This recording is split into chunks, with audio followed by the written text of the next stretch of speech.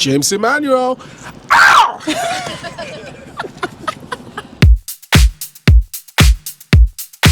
Welcome back to Green Room, and this is Green Room Takes the Great Escape. And today I am here with... James Emmanuel. James Emmanuel! How are you? How are you feeling? I'm very well. The sun's out. We're in Brighton.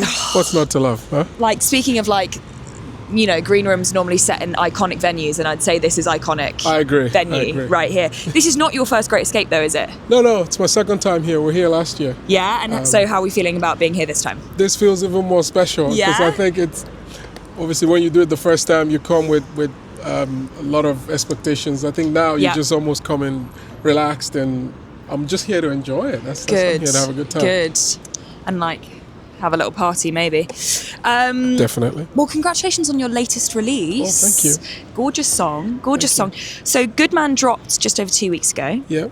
And I know that it's what it's about and who it's celebrating, about a very important person to you. Can you tell me a little bit about it? Well, Good Man is kind of a tribute song to my father. Mm-hmm. Even being here in Brighton, it's only down to a decision he made when I was 11, putting me in the church choir. And so I think without that, I probably wouldn't have been a singer. And I just, because I grew up very close with him and we were really close, I got to experience his life in 3D.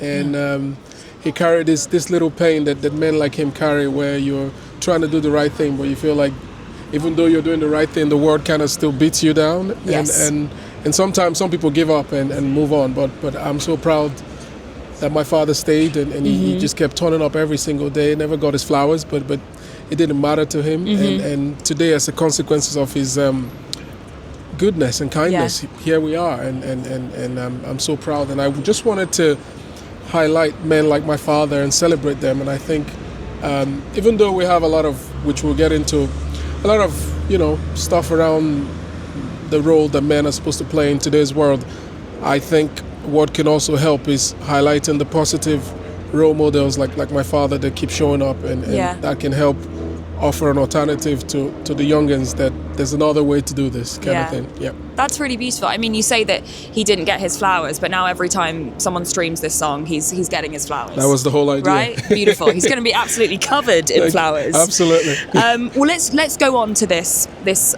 other side of the men situation, because you uploaded a video to TikTok, which was reacting to comments being made in Louis Theroux's Inside the Manosphere. Yeah.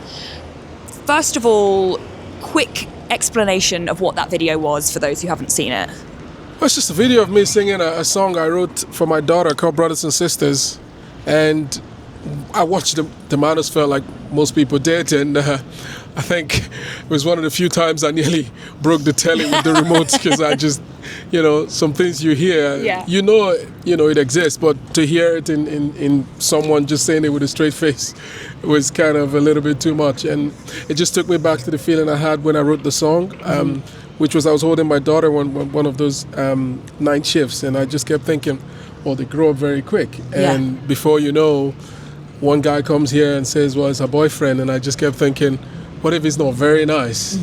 And I kept thinking of this ways I could probably cut this out, but kneecapping.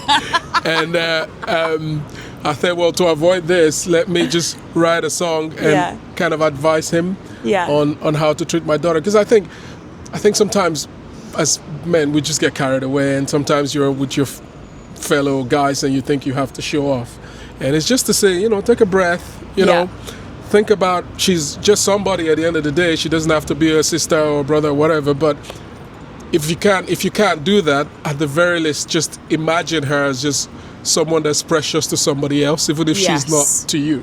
So that's the idea of the song, and I'm really grateful for the response it got. And if we can change one mind, job done.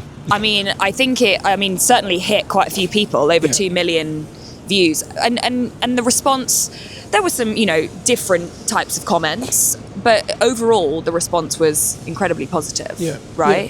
There was one comment though, someone said, "Close enough, welcome back Otis Reading."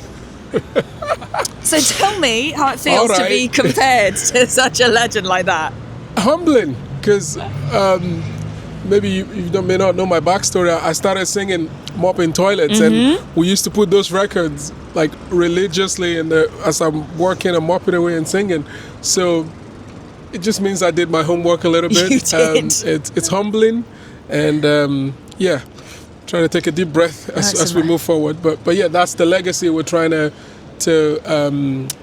follow. Yeah. And hopefully we can do it and be the James Emmanuel of 2026. Yeah, it may be in like 10 years someone's going to say close enough. Yeah. Welcome back, James Emmanuel. Absolutely. But you're going to go and perform with some big legends this year. Yeah. You're doing a couple of shows with Nile Rodgers and Chic, right? Yeah. So how are you feeling about that? Oh my God, I'm up all night to get lucky. When I heard it, I couldn't believe it because obviously Nile is a musical icon. I mean, word is overused, but I think it's quite fitting in that Definitely regard. fitting. And it's just humbling. And for me, the most important thing is to be there and to share in his legacy, but also to learn and to see how someone at that age could still have so much passion for this thing that we do every day. And it's like that's the part of it that is really exciting, and to also, a little bit narcissistic, but add that on my CV as well. That would be great. Oh, absolutely. Yeah, we'll have that right at the top. Absolutely. But you're doing some headline shows as well. Yes. And you're releasing an album this year. Can you give us a couple of details about what we should be expecting? I've got a show on Saturday in Edinburgh, hometown gig, which was sold out, and sold out 3 weeks before the show. We didn't even know how that happened because we never ran any ad for it. we forgot about the show because we thought we would concentrate on it 3 weeks to the show. Yeah. But it's why I love Edinburgh so much, and why I love the people that have supported me for all these years. Is they're very quiet, they're very subtle, but they're very present. Yes. And they've sold out the show. I've got messages from people coming from London, Newcastle, all these places, and I'm like, "You coming to see me? Oh, thank you."